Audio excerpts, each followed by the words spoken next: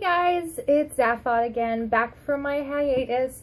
First off, I would like to apologize. I was gone a little bit longer than I was hoping to, but I'm back, so yay! And I've got some good news and some bad news. The good news is I'm back to talk about comics, which is what we're all here for, right?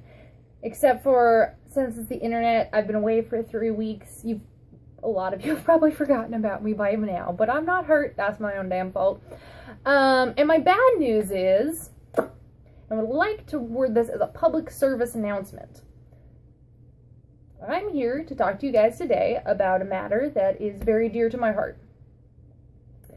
And actually, it's going to be something that a lot of the professionals who work at your comic shops feel very strongly about as well. And what I'm here to talk to you about is how much Diamond Comics sucks as a distributor. I hate them. You may notice that my video is a little light and that we're not reviewing a ton of comics this week.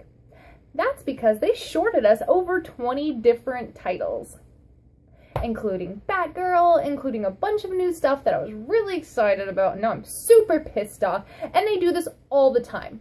And you know how they get away with it? They're a monopoly. For those of you who don't know, Diamond Comics is the only comic distributor pretty much in the English language. They service the United Kingdom, United States, Canada. They are your only option. Many publishers have exclusive contracts with Diamond, which means that even if you were an independent store and you wanted to order it elsewhere, you couldn't. Every distributor that has tried to open up shop has been put under by Diamond. Diamond owns the company that makes your bags and boards. They own the company that your comic shop probably orders their games from, because they also order the largest game distributor. So, my public service announcement is Diamond is evil. I hate them. They piss me off to no end. And now I don't get to read so many comics I was looking forward to. So, awesome. Okay, so I'm sorry. That's just been pissing me off all day. Since yesterday. But now that I'm done griping about that, let's get to the comics. Yes! The comics we do have. And we'll be happy about those comics, because the ones that we did get were pretty awesome. I would like to start off this evening talking about a comic that I love. We've got Rocket Raccoon up here first. This is a great, just another delightful issue. This issue, you get to learn what happens when your exes attack. It's pretty exciting, it's fun, delightful, very expressive, just like Scotty Young always does, and it reminds me how much I love him all over. Ooh. Next up, we have a very exciting #1 that I've been really excited about for a very long time, and this is from Image, Witches by Scott Snyder and Jock.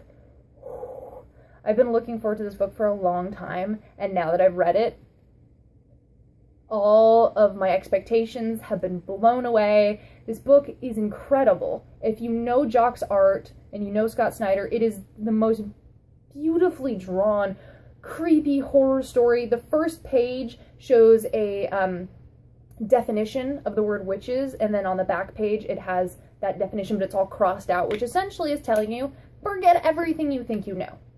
And you should. 2 pages in, I was like, oh my god, this is amazing. This book is incredible. If you're not buying this, you are missing out. I'm telling you this. If your comic shop still has it, you should go buy it now. It's amazing. I love it. I will be talking it up to hell and back over the next few months. This book is going to be the next big, amazing, great thing. And Scott Snyder knows how to write horror like nobody's business. And with Jock on it, this is a masterpiece. And if you're not reading it, you are missing out on something beautiful. And now that we've read some Scott Snyder, let's read some more Scott Snyder, because there's never enough in a week. So, this is Batman 35. This is really exciting for many, many reasons. This one, you'll notice, is $4.99. This entire arc, this Endgame story arc, was supposed to all be $4.99, but I guess Scott Snyder has talked to DC, and they're going to be putting it back down to $3.99, despite the fact that it's an extra thick issue. I will tell you guys this, without spoilers. If you guys care at all about Batman, or any of the big characters in the Batverse, you really should be picking up this issue. This is a big issue. A lot of people are going to be talking about it. This story arc is going to be freaking insane. If you want spoilers, check it out on Bleeding Cool. They've got some nice teasies there, up on there. But let me just show you the cover here in detail. Pretty freaking cool. I'm serious though. This is a Batman issue to not miss. So that's 2 Scott Snyder titles that you need to pick up this week. Let's just be honest about that. It's just what needs to happen. Then up we have Sex Crims number 8 for all you brimpers out there.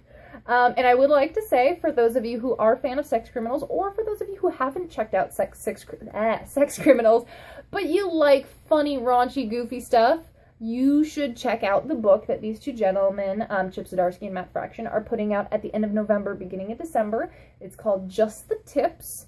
It's a 96-page hardcover, $12.99. It's their sex tips book, coming a lot straight from the letters pages here of Sex Crims. They're hysterical. There's actually like a 23-page preview that you can read online for free right now. I read it. It's all ridiculous, amazing. They have a chart for measuring your dick and your self-worth. It's delightful. There's some, erotic fan fiction in there. It's, some cool sex pictures. It's exciting. It's everything you would want from the people who make this book.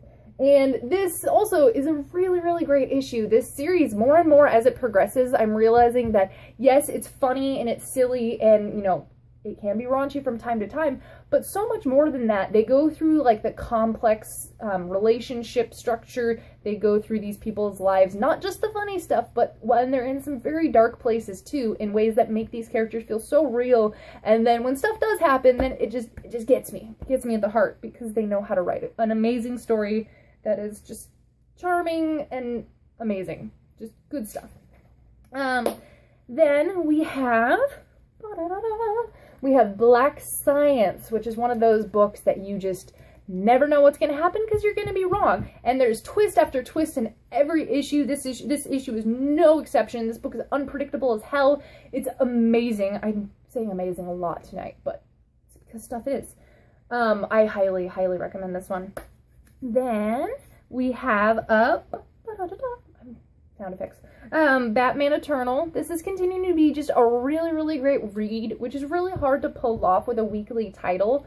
But I'm impressed. They've got a really good cast of characters, good guys, bad guys, everything in between, and they're telling a hell of amazing story. And it's going to be coming out collected here, the first part of it, before too long, I imagine. So definitely, if you guys aren't caught up on this, it's worth picking up when that book comes out, because this series is amazing. This is one of the greatest Batman stories that you will be reading these days.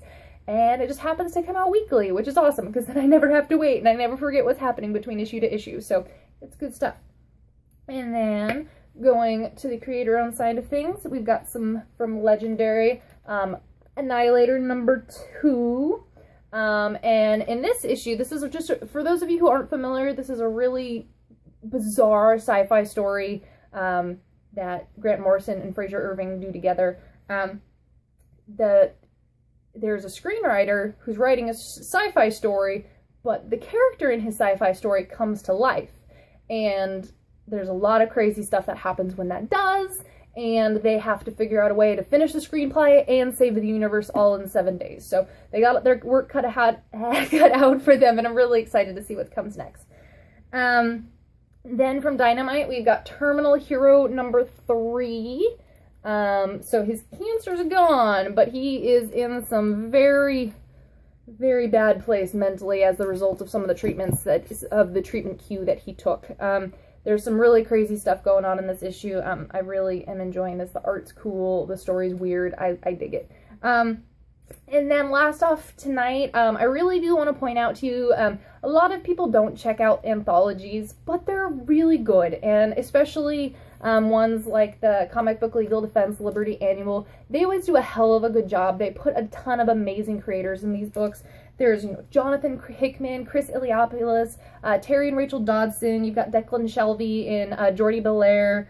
Stan Sakai. There's so many more people who are doing this, and on top of that, it's only $4.99. This is a great book. It supports a great cause, and it's got some really kick-ass writers in there, writers and artists. So please, please check that book out. I highly recommend it, and and the Dark Horse Presents anthologies too. Those ones are incredible too.